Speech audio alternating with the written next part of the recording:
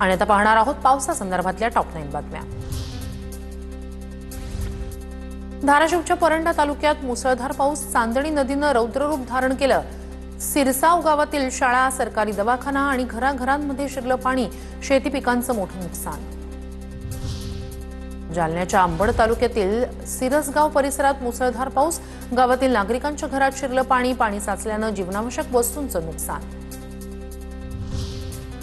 जालना तालुक्यातील मानेगाव आणि आसपासच्या शिवारात जोरदार पावसाची हजेरी, गावातील दुकानं आणि घरांमध्ये शिरलं पाणी, पावसामुळे नागरिकांचं मोठ्या प्रमाणात नुकसान।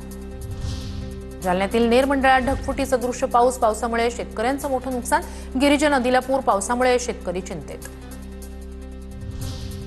सोलापूरच्या बार्शी तालुक्यात मुसळधार पाऊस, चांदणी नदीची पाणी पातळीत वाढ, चांदणी नदीला पूर आल्यानं पूल पाण्याखाली गेले, अनेक गावांचा संपर्क तुटला, पावसामुळे शेती पिकांचं मोठ्या प्रमाणात नुकसान।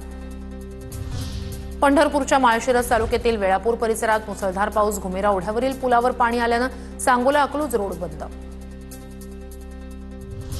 धाराशिवमध्ये पावसामुळे 1.5 लाख हेक्टरवरील पिकांचं नुकसान, प्रशासनाकडून नुकसानीचे पंचनामे पूर्ण, अहवाल जिल्हाधिकाऱ्यांकडे पाठवला।